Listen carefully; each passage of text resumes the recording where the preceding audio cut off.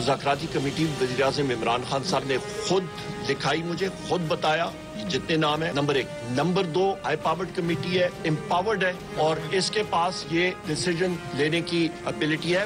हमने नाम दे दिए हैं, कोई मिलना चाहता है फाबिया। बिस्मिल्लाहिर्रहमानिर्रहीम, अस्सलाम वालेकुम नाज़रीन। मुल्क में सियासी इस्तेहकाम के लिए एक बार फिर मुज़ाकरात की बातें शुरू हो गई हैं। बानी पीटीआई ने मुज़ाकरात के लिए 5 रुकनी कमेटी बना दी है और मुज़ाकरात की हिदायत भी उन्होंने कर दी है। मगर ये मुज़ाकरात किससे होंगे, इस पर पीटीआई रहनुमा कन्फ्यूजन का शिकार हैं। पीटीआई की तरफ से एक तरफ मुज़ाकरात की पेशकश हो रही है तो दूसरी तरफ सिविल नाफरमानी की धमकियाँ भी दी जा रही हैं। आज अपोजिशन लीडर उमर अयूब ने रावलपिंडी में मीडिया से बात की है और उन्होंने मुख्तलिफ सवालों के जवाब दिए और उन्होंने अपने जवाब में मुज़ाकरात से मुतालिक पॉलिसी वाज़े करते हुए कहा कि इंसान हो या फरिश्ते, तहरीक इंसाफ मुज़ाकरात के लिए तैयार है। साथ ही उन्होंने ये भी धमकी लगा दी कि अगर मुज़ाकरात कामयाब ना हुए और मुतालबात ना माने गए तो 13 दिसंबर को तहरीक के अगले मरहले का ऐलान करेंगे और सिविल नाफरमानी की तहरीक शुरू करेंगे। पीटीआई की मुज़ाकरात की पेशकश पर प्राइम मिनिस्टर के सियासी मुशीर राना सनाउल्लाह भी ज़ाहिर है वो भी इस पर उन्होंने अपना रद्द-ए-अमल दिया और उन्होंने कहा कि हुकूमत ने मुज़ाकरात के दरवाजे बंद नहीं किए मगर पीटीआई सिर्फ 2 मामलात पर बात करना चाहती है। अगर वो सियासी मसाइल पर बात करना चाहती है तो हम तैयार हैं। साथ उन्होंने ये भी सवाल उठाया कि मुज़ाकरात की मशरूत पेशकश के साथ बातचीत कैसे हो सकती है। अगर पीटीआई ने सिविल नाफरमानी की तहरीक चलाई तो वो बुरी तरह नाकाम होगी। इसी से मुतल्लिक आज का पहला और बड़ा सवाल होगा। पैनल का तारुफ करवा दूँ। प्रोग्राम में मेरे साथ हैं आमिर इलियास राना साहब, फैसल हुसैन साहब, नवीद हुसैन साहब, मोहम्मद इलियास साहब और शकील अंजुम साहब। आप सबका शुक्रिया। नवीद साहब आपसे आगाज़ करी हूँ, चूँकि एक तरफ तो मुज़ाकरात की पेशकश कर रही है पाकिस्तान तहरीक इंसाफ और दूसरी तरफ सिविल नाफरमानी की तहरीक चलाने की भी धमकियाँ दे रही है और जिस तरह राना सना भी कह रहे हैं कि मुज़ाकरात के दरवाजे बंद नहीं हैं लेकिन मशरूत मुज़ाकरात किस तरह होंगे, तो आपको क्या लगता है ये बात किस तरफ जा सकती है? मुज़ाकरात होते हुए आपको फ्यूचर में नज़र आ रहे हैं या सिविल नाफरमानी की तहरीक? देखिए तो वो राना सनाउल्लाह साहब कह रहे हैं कि जी मुज़ाकरात के दरवाजे बंद नहीं हैं। मेरे ख्याल में वो तो बंद हैं, अभी तक बंद हैं। अगर अभी तक बंद नहीं होते तो अभी तक कुछ ना कुछ मुज़ाकरात तो शुरू हो जाते, लेकिन गवर्नमेंट की साइड से अभी तक मेरा नहीं ख्याल कि कोई संजीदा एफर्ट की गई है वो कि पीटीआई को पॉलिटिकली एंगेज किया जाए और उनसे जो भी उनके मामलात हैं, जो भी उनके जो डिमांड्स हैं, मुतालबात हैं, उनके ऊपर बैठ के बात की जाए। तो कोई गवर्नमेंट की तरफ से कोई खातिर खा ऐसी सीरियस एफर्ट जो है वो नहीं हुई। शायद गवर्नमेंट भी नहीं करना चाह रही या गवर्नमेंट को करने नहीं दिया जा रहा, क्योंकि जो एक बयानिया सामने है कि जी वो माफ़ी तलाफ़ी होगी, उसके बाद जो है बात आगे बढ़ेगी। तो देखिए एक चीज़ तो है कि आप गवर्नमेंट जिस तरह से एक ऑटोक्रेटिक तरीके से डील कर रही है ना, ये एक सिविलियन ऑटोक्रेसी है, ये एक सिविलियन आमरीत की तरह से जो है वो बिहेव कर रही है। हमने ये देखा कि एक सिविलियन आमरीत में आपके पास तो इलेक्शन भी होते हैं, आपके पास जमहूरी अदारे भी होते हैं और आप कहते हैं कि जी हम एक जमहूरियत हैं, लेकिन वहाँ पे इलेक्शन किस तरह के होते हैं, उनकी क्रेडिबिलिटी क्या होती है, उनकी क्रेडिबिलिटी होती भी है या नहीं होती है। सिविल जमहूरी अदारे भी होते हैं, लेकिन जमहूरी अदारों के साथ जो कुछ किया जाता है और फिर बुनियादी जमहूरी जो आपके हुकूक हैं उसके साथ जो कुछ किया जाता है, तो वो सारी चीज़ें ये मौजूदा हुकूमत जो है ये कर चुकी है। हमने इलेक्शन भी देखा, फरवरी का इलेक्शन भी सबके सामने है। उसके बाद जिस तरह से अदलिया को कंट्रोल करने की कोशिश की गई, जिस तरह से पार्लिमान को जो है उसको रबर स्टैम्प बनाने की कोशिश की गई, जिस तरह से बुनियादी जो आपके डेमोक्रेटिक राइट्स हैं, फ्रीडम ऑफ असेंबली है, फ्रीडम ऑफ स्पीच है, उसको जिस तरह से वायलेट किया गया, तो ये एक ऑटोक्रेटिक गवर्नमेंट का जो है उसका खासा होता है। ये एक जमहूरी हुकूमत इस तरह से नहीं करती। और फिर जब आप ऑटोक्रेटिक होते हैं ना, तो फिर हमारे सामने मिसाल अभी आपने कल ही देख लिया शाम में बशर अल असद जो था वो एक ऑटोक्रेट की तरह से डील कर रहा था। देखें, एक जमहूरी मसला था, अपोजिशन की तरफ से जो है वो इश्यूज उठाए गए थे। अगर उस वक्त ये अपोजिशन के साथ बैठ के जो है वो बातचीत होती, कोई गिव एंड टेक होता, तो शायद आज कल जो कुछ हुआ है ये शायद ना होता। मैं शायद की बात कर रहा हूँ। जी जी। تو آٹوکریٹک جو گورنمنٹ ہوتی ہیں ان کا پھر یہی حال ہوتا ہے. وہ جتنا بھی آپ پراپ اپ کریں, دوسرا آپ کی لیجیٹمیسی اپنی, اگر آپ کی اپنی لیجیٹمیسی نہیں ہوتی نا, جیسے بشار الاسد کی اگین میں مثال دے رہا ہوں کہ اپنی لیجیٹمیسی نہیں تھی, پراپ اپ کیا جا رہا تھا, پراپ اپ ایران کی طرف سے اور روس کی طرف سے کیا جا رہا تھا. تو جب آپ کی اپنی لیجیٹمیسی نہیں ہوتی اور پراپ اپ کیا جاتا ہے, تو جب ایک پاپولر سینٹیمنٹ اٹھتا ہے تو پھر آپ اس کے آگے نہیں کھڑے ہو سکتے. پھر آپ کو میں دوسری مثال دوں, اس سے پہلے جو بنگلہ دیش میں ہوا, بنگلہ دیش میں بھی شیخ حسینہ جو تھیں انہوں نے آٹوکریٹک طریقے سے جو ہے وہ اپوزیشن کو دبانے کی کوشش کی. انہوں نے جو بنیادی جو جمہوری آپ کے رائٹس ہیں ان کو وائلیٹ کرنے کی کوشش کی, ان کو دبانے کی کوشش کی, اور پھر یعنی انہوں نے تو پورے کے پورے سسٹم کے اندر جو ہے اپنے لوگ جو ہے ان کو داخل کر دیا تھا. لیکن کیا ہوا, آپ جب عوام اٹھی تو پھر وہ شیخ حسینہ ان کے سامنے نہیں ٹھہر سکی. تو میرے خیال میں اس گورنمنٹ کے لیے بھی ان میں واضح نشانیاں ہیں کہ اگر آپ اپوزیشن کو گھٹنوں کے بل لانے کی کوشش کریں گے, آپ اگر جمہوری مسئلے کو جمہوری طریقے سے جو ہے وہ ٹیبل ٹاک کے ذریعے نہیں حل کریں گے, آپ اپوزیشن کو رائٹ آف کرنے کی کوشش کریں گے, تو پھر خدا نخواستہ جو کچھ سیریا میں ہوا, جو کچھ بنگلہ دیش میں ہوا, یا جو کچھ سری لنکا میں ہوا, تو اگر آپ جمہوریت پہ یقین رکھتے ہیں تو پھر آپ ملکی مفادات کے لیے, for the greater good of the country, for the greater good of 24 crore عوام, آپ بیٹھیں, آپ اپنی انا کو سائڈ پہ رکھیں, آپ بیٹھ کے ان کو گھٹنوں کے بل لانے کی بجائے ان کے ساتھ بیٹھ کے مذاکرات کریں. ادروائز ہوگا یہ کہ ٹھیک ہے, آپ نے ان کا لانگ مارچ بھی ناکام ہو گیا, آپ ان کی سول ڈس اوبیڈینس بھی ناکام ہو جائے گی, لیکن ایشو کیا ہے کہ اس پورے دور کے, اس پورے ٹائم کے دوران ملک میں پولیٹیکل انسرٹینٹی رہے گی, اور پولیٹیکل انسرٹینٹی رہے گی تو جو آپ کا بڑا آبجیکٹو ہے اکنامک سٹیبلٹی سے جو ہے وہ گروتھ کی طرف جانے کا, وہ پھر اچیو نہیں ہو پائے گا. ٹھیک ہے جی. عامر صاحب, ظاہر ہے بہت سارے مسائل, خاص طور پر معیشت کو بہتر کرنے کے لیے, ملک میں سیاسی استحکام لانے کے لیے مذاکرات ہی واحد حل ہے, لیکن ابھی پاکستان تحریک انصاف کی جو ہمارا بنیادی سوال بھی ہے, ایک طرف تو وہ کہہ رہے ہیں کہ انسان ہو یا فرشتے مذاکرات کے لیے تیار ہیں, پھر وہ کہہ رہے ہیں کہ جو ہمارے مطالبات ہیں اگر وہ نہ مانیں گے تو سول نافرمانی کی طرف جائیں گے. اب رانا ثنا بھی کہہ رہے ہیں کہ مشروط مذاکرات کی بات ہو رہی ہے. تو آپ کو لگتا ہے کہ آنے والے دنوں میں آپ کا تجزیہ کیا کہتا ہے, حالات سول نافرمانی کی طرف جا سکتے ہیں یا مذاکرات کی ٹیبل پر بیٹھ جائیں گے؟ یہ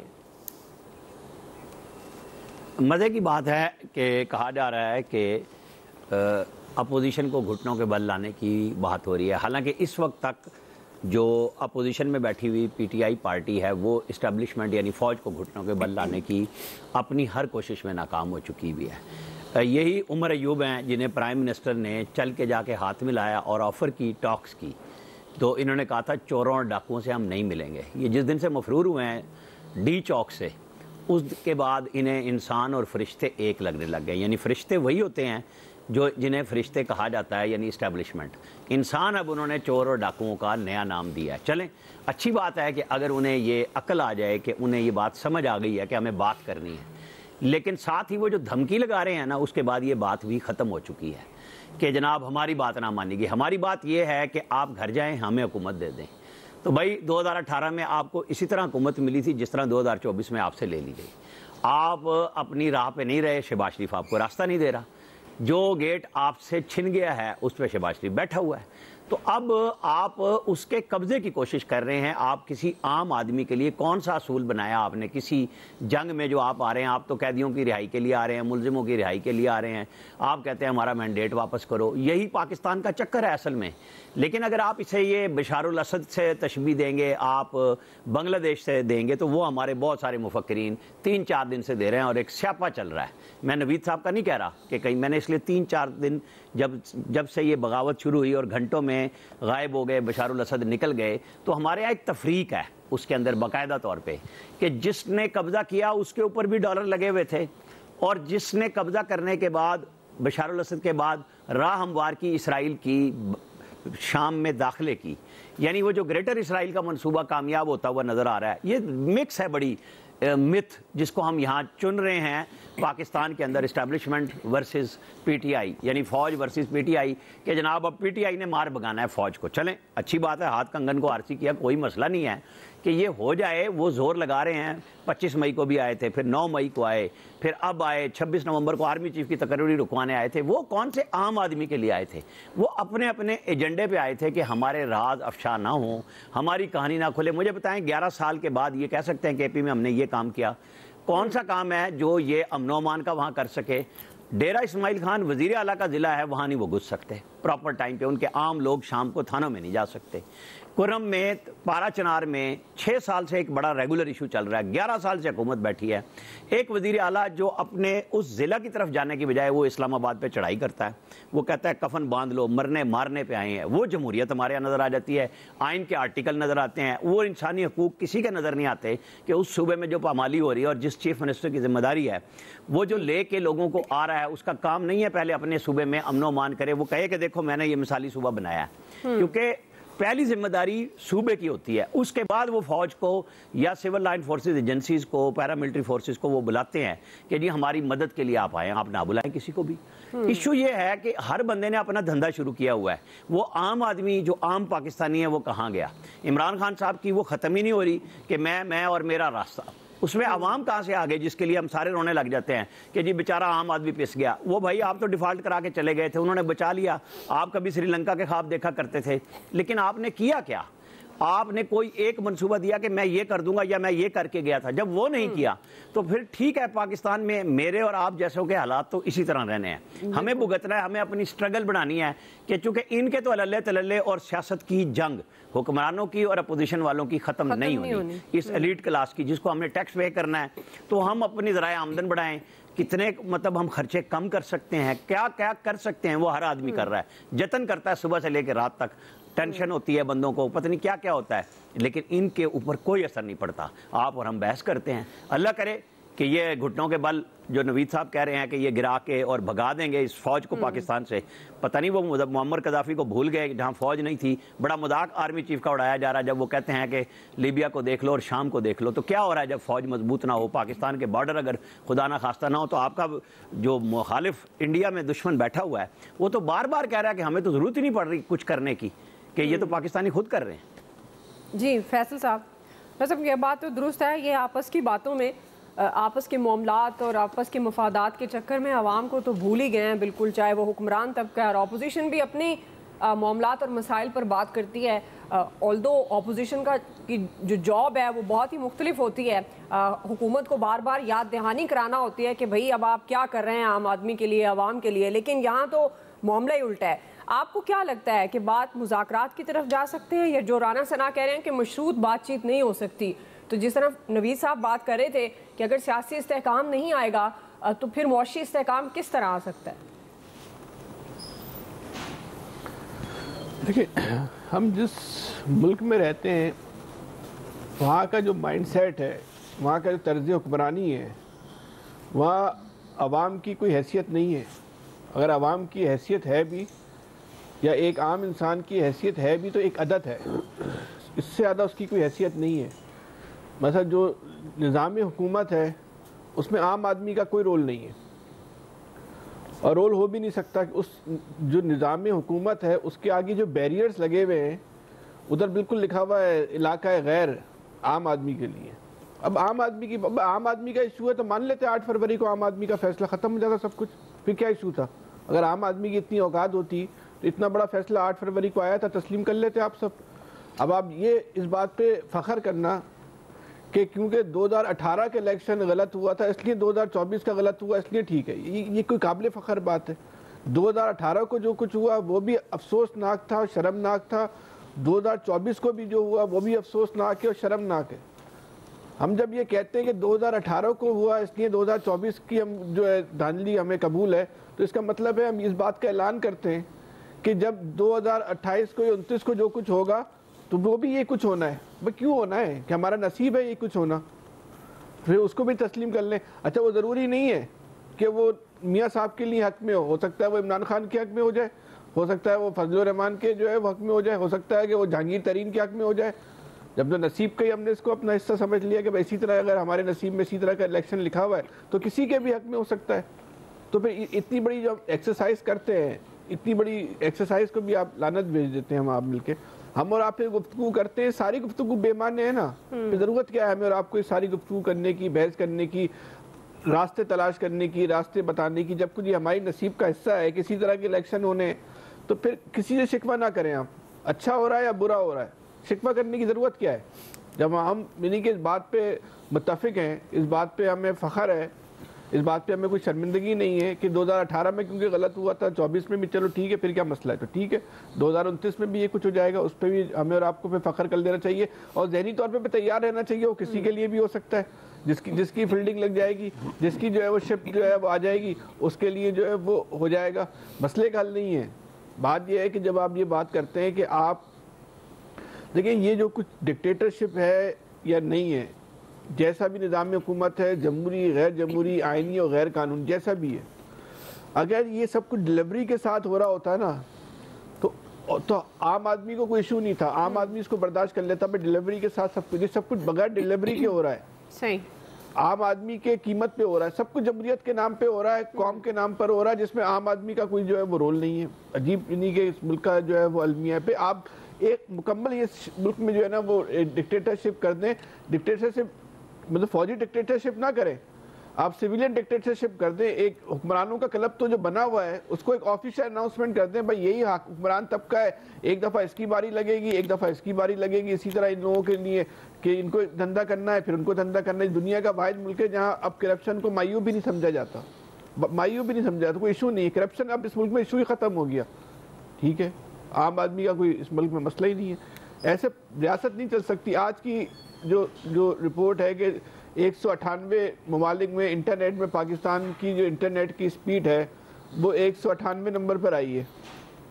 مطلب اتنی بڑی یہ خبر ہے, اتنا بڑا یہ المیہ ہے اس ملک کا کہ دنیا جب چاند پہ جانے کے منصوبے بنا رہی ہے, کون سے منصوبے بنا رہی ہے.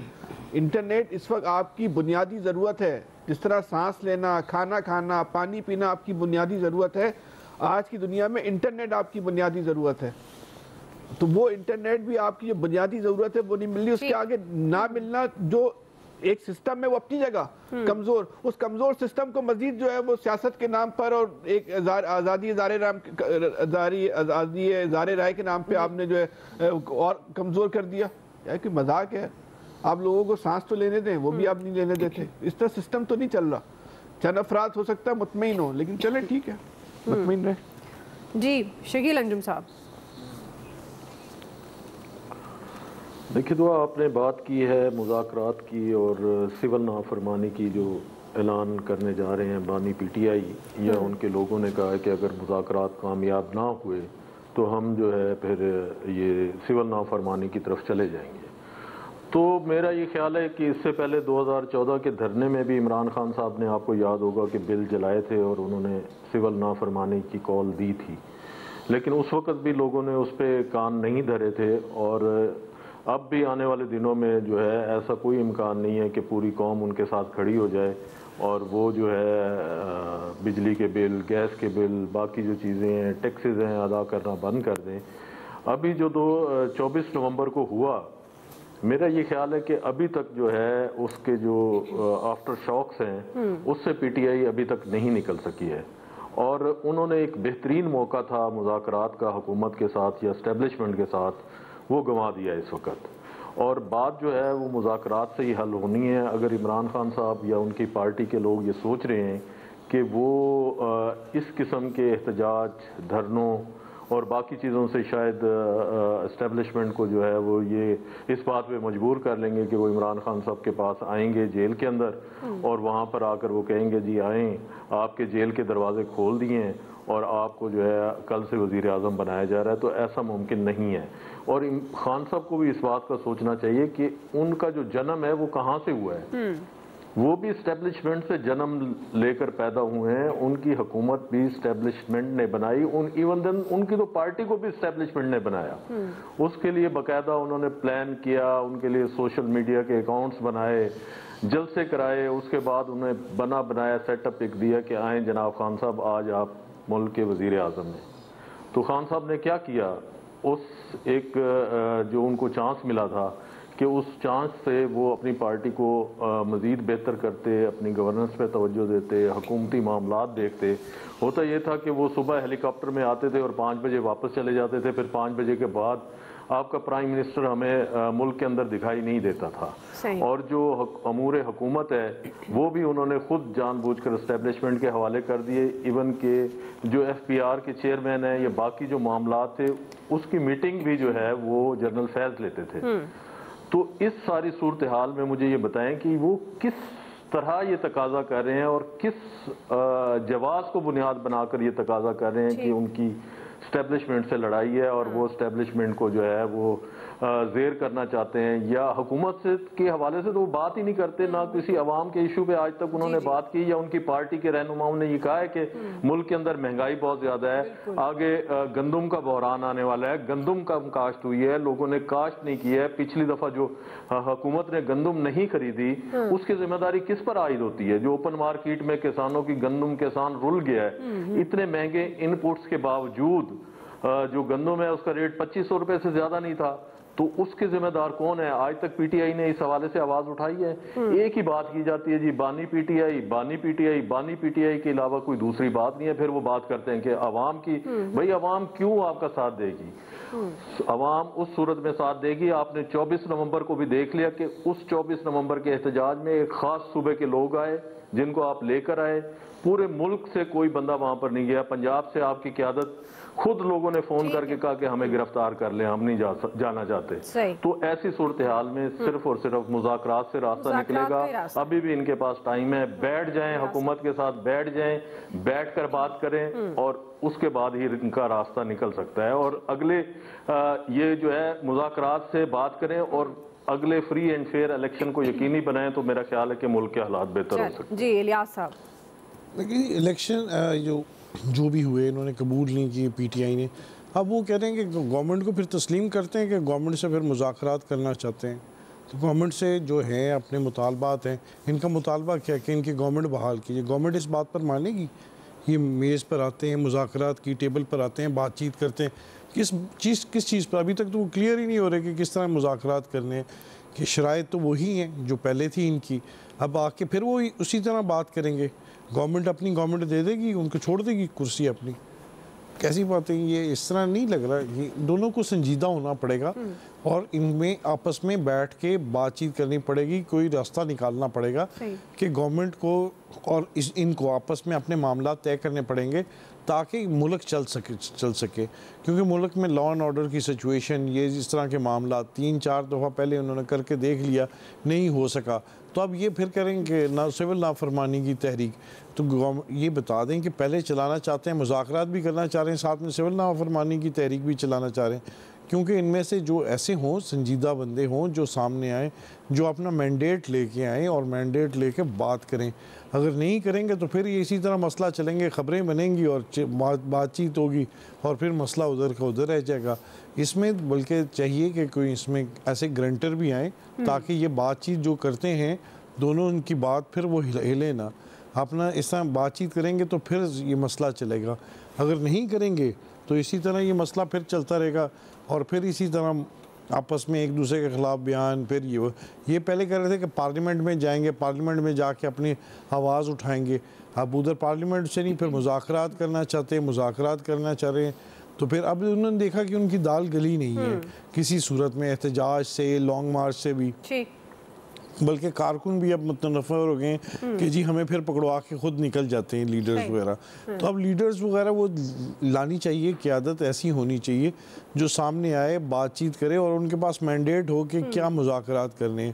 اگر انہوں نے اپنی پرانی ہوئی فہرست لے کے آنی ہے مطالبات کی تو پھر وہ تو گورنمنٹ نہیں بات مانے گی، گورنمنٹ اس پر سنجیدہ ہی نہیں ہوگی، نہ بات چیت ملے گی، مسئلہ وہی رہے گا، ادھر کا ادھر ہی ہے.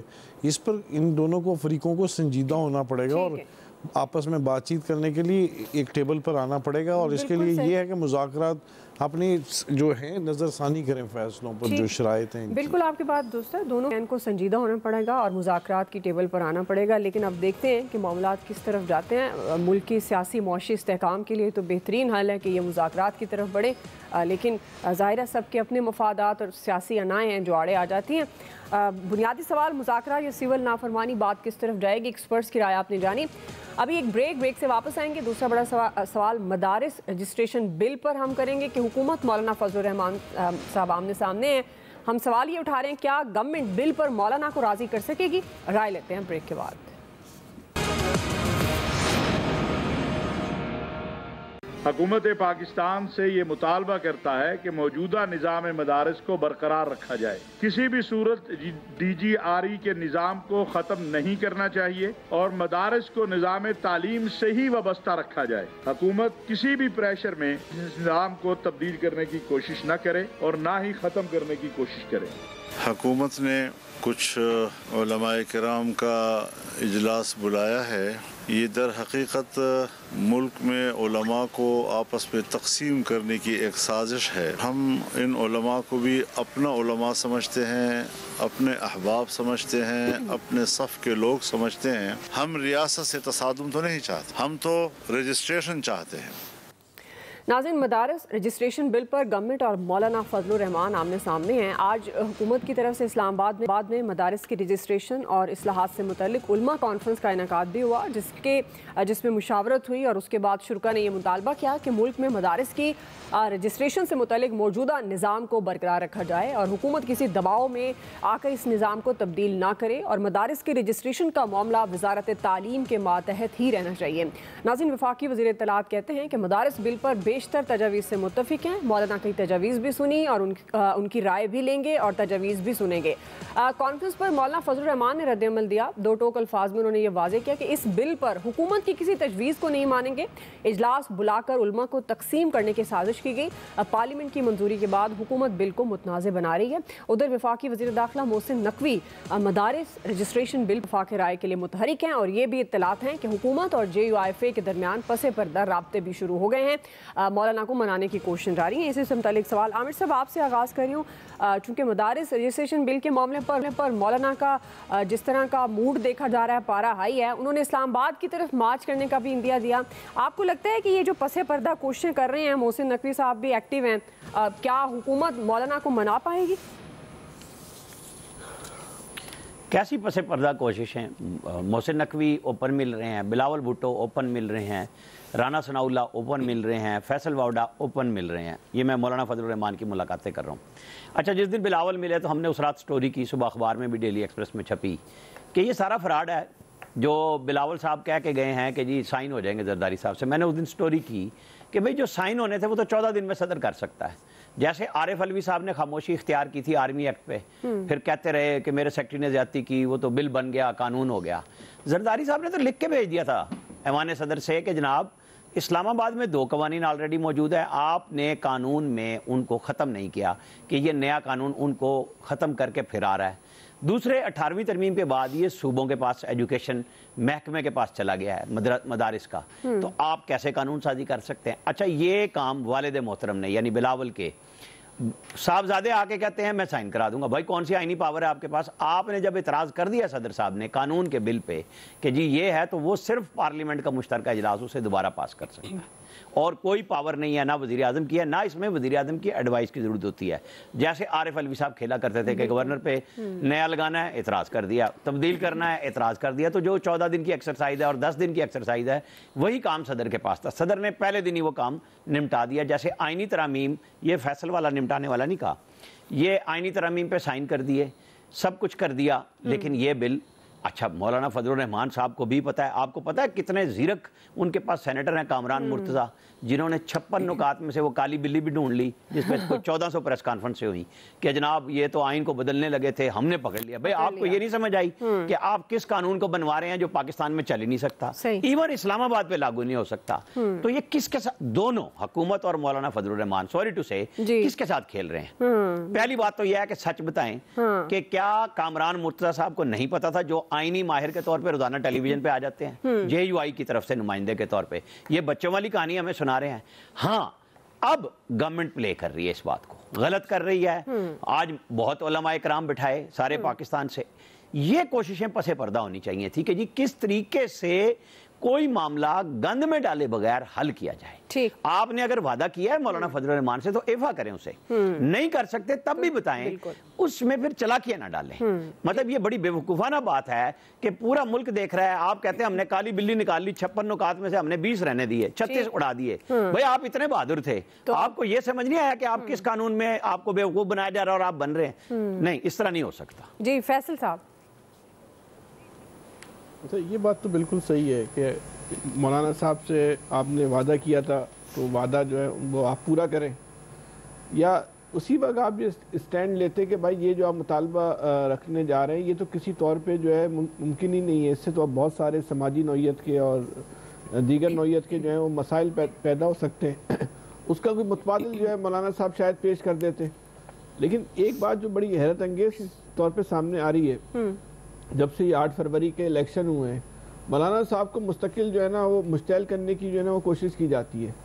اور پتہ نہیں کیوں مولانا صاحب کو مشتعل کر کے کیا حاصل کرنا ہے. ابھی جب مولانا صاحب تھوڑے سے ٹھنڈے بھی ہو گئے تھے, وہ راضی بھی ہو گئے, انہوں نے اپنی ان کی مرضی سے اور ان کی مدد کے بغیر تو شاید وہ اس طرح وہ آئینی ترمیم نہیں ہوتی, ہو جاتی, لیکن جس طرح سکون کے ساتھ ہو گئی اس طرح نہیں ہوئی, بغیر کسی کو اٹھائے گئے لوگوں کو شو کیے بغیر.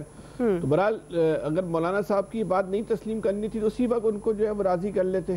ابھی بھی بہتر, دیکھیں اسکول آف تھاٹ بھی ایک ہی ہے کم و بیش, ان کے ایک ہی اسکول آف تھاٹ کے جو لوگ ہیں ان کو آمنے سامنے کھڑا کرنے کا کوئی فائدہ نہیں ہے. دونوں ایک دوسرے کے بارے میں جو ہے اس طرف والے بھی اس طرف والے بھی ایک احترام کا رشتہ اور تعلق رکھتے ہیں. تو ابھی بھی مناسب یہ ہے کہ اس میں آپ حکومت کو بھی مائنس کریں اور کوئی پیچھے ہے اس کو بھی مائنس کریں. جب ایک اسکول آف تھاٹ کے لوگ ہیں, ایک دوسرے کے بارے میں احترام کا تعلق ان میں موجود ہے, تو یہ آپس میں بند کمرے کے اندر بیٹھے, جیسے عامر صاحب نے بھی کہا ہے کہ پیچھے ہو جانے چاہیے تھے, بالکل درست بات ہے, یہ آپس میں بند کمرہ کر کے بیٹھے اور اس میں سے یہ راستہ نکال کے پھر حکومت کے پاس جائیں کہ بھائی ہمارے اسکول آف تھاٹ نے یہ طے کیا ہے, اس میں وہ زیادہ بہتر ہوگا. اگر یہ معاملہ دینی معاملہ ہے تو دینی معاملہ جو ہے نا اس طرح مذاق نہیں بننا چاہیے, اور دینی معاملے میں اگر اس طرح کی دو رائے سامنے نہیں آنی چاہیے, اس سے مذاق بنتا ہے, اچھی بات نہیں ہے. تو بہتر یہی ہے کہ دنیا میں مذاق بنے, ایک بند کمرے میں اس مسئلے کو حل نکال. جی نوید صاحب. اچھا دعا, دیکھیں میرے خیال میں دونوں اطراف سے مولانا فضل الرحمان صاحب کی طرف سے بھی اور گورنمنٹ کی طرف سے بھی نیت ٹھیک نہیں تھی. دیکھیں مولانا صاحب کو انگیج کیا گیا 26ویں ترمیم کے لیے, اور مولانا صاحب نے اس وقت کوئی اس طرح کی بات نہیں کی کہ کوئی گیو اینڈ ٹیک ہوا ہے. انہوں نے اگر 26ویں ترمیم کا جو ہے اس کی سپورٹ کی ہے تو اس کے بدلے میں انہیں جو ہے وہ کیا انہوں نے مانگا ہے یا دیا ہے یا کون سی کمٹمنٹ لی ہے. دوسری طرف گورنمنٹ نے بھی, اگر گورنمنٹ اس وقت ابھی جس طرح سے علماء کرام کو بٹھا کے اور پریس کانفرنسز کروائی جا رہی ہیں, اس دن یہاں کراچی میں ہوئی, آج جو ہے اسلام آباد میں ہو رہی ہے, تو یہ پریس کانفرنسز اگر اب بھی آپ کروا رہے ہیں تو یہ اس وقت بھی کروائی جا سکتی تھی. اس وقت بھی مولانا صاحب کی اگر یہ کنڈیشن تھی, یہ شرط انہوں نے رکھی تھی, تو اس وقت ان سارے علماء کرام کے سامنے مدارس کے جو ہیڈ ہیں ان کے سامنے رکھا جاتا کہ جی یہ مولانا صاحب کی جو ہے یہ شرط ہے اور اس کے اوپر آپ کا کیا کہنا ہے. لیکن اگین جیسے میں نے کہا کہ دونوں طرف سے نیت ٹھیک نہیں تھی, اسی وجہ سے آج مولانا صاحب بہت گرم ہے. مولانا صاحب کی جو تقاریر کر رہے ہیں, کل بڑی جو ہے وہ خوفناک قسم کی تقریر کی, آج بھی انہوں نے کہا کہ جی علماء کرام کے اتحاد میں جو ہے وہ درار ڈالنے کی کوشش کی جا رہی ہے. لیکن مولانا صاحب جو ہے میرے خیال میں وہ ایک زیرک سیاستدان ہیں, وہ ایک پریگمیٹک جو ہے وہ سیاستدان ہیں. ہم نے دیکھا جو ووٹ آف نو کانفیڈنس کے وقت انہوں نے جو ہے وہ پی ڈی ایم کا ساتھ دیا, اس وقت پی ٹی آئی کی گورنمنٹ گرائی, پھر جو ہے وہ فروری کا الیکشن ہوا اور اس میں مولانا صاحب کو جس طرح سے جو ہے وہ مکھن میں بال کی طرح سے نکال دیا گیا. مولانا صاحب بڑے غصے میں تھے لیکن ان کو جو ہے وہ رام کر لیا گیا. تو ابھی بھی مولانا صاحب بہت زیادہ غصے میں ہیں, لیکن وہ ایک پریگمیٹک پولیٹیشین ہے. میرے خیال میں وہ معاملات کو اتنا آگے نہیں لے کے جائیں گے اور کوئی گیو اینڈ ٹیک کر کے وہ جو ہے وہ راضی ہو جائیں گے. صحیح کہ معاملات حل ہو سکتے ہیں اگر یہ دونوں, اور خاص طور پر ظاہر ہے مولانا صاحب کو اگر منا لیا جائے. ناظرین کوئکلی بریک سے واپس آئیں گے, اسی سوال پہ شکیل انجم صاحب اور الیاس صاحب کا ٹیک لیں گے. آپ ہمارے ساتھ رہیے. جی ویلکم بیک ناظرین. شکیل انجم صاحب بات کر رہے ہیں مدارس رجسٹریشن بل، جو اختلافات سامنے آ رہے ہیں، گورنمنٹ اور مولانا فضل الرحمان آمنے سامنے ہیں. آپ کو لگتا ہے کہ حکومت اس بل پر مولانا صاحب کو منا لے گی؟ اچھا دیکھیے دعا، یہ جو مسئلہ ہے وہ گورنمنٹ سے کم جو ہے وہ ایک بین الاقوامی مسئلہ ہے مدارس کی رجسٹریشن کے حوالے سے. جو FATF نے شرائط رکھی تھیں جب پاکستان کو گرے لسٹ سے نکالا تھا، تو اس کے اندر بھی جو سب سے زیادہ اہم شرط تھی وہ یہی تھی کہ مدارس کی رجسٹریشن کی جائے، اور خاص طور پر جو چیریٹی کا پیسہ آتا ہے اس کی جو ہے بینکنگ چینل ہونا چاہیے، اور اس کے تھرو پیسہ جو ہے وہ پاکستان میں یا باہر سے آتا ہے یا جو بھی لوگ ڈونیٹ کرتے ہیں، کیونکہ ان اداروں کا یہ خیال ہے کہ یہ جو پیسہ آتا ہے وہ دہشت گردی کے لیے استعمال ہوتا ہے، تو اس لیے جو ہے مدارس کی رجسٹریشن ہونا بہت ضروری ہے. اب رہا سوال کہ آج جو ہو رہا ہے یا ماضی میں جو ہوا ہے، تو ماضی میں ہم پہلے بھی مذہبی منافرت کا بہت زیادہ شکار رہے ہیں. پاکستان میں شیعہ سنی فسادات ہوتے تھے، آپ کو یاد ہوگا. تو اس کے بعد ہم یہ سمجھتے ہیں کہ جو بریلوی مکتبہ فکر ہے وہ ایک کول مائنڈڈ مکتبہ فکر ہے، لیکن ان کو بھی وہ TLP بنا کے ہم نے ان کے ہاتھ میں بھی ہتھیار دے دیے. اور آج کی جو پریس کانفرنس ہوئی ہے اور مولانا نے پریس کانفرنس کی ہے، وہ میرا یہ خیال ہے کہ ملک کے اندر مزید مذہبی جو منافرت ہے اس کو ہوا دے گی.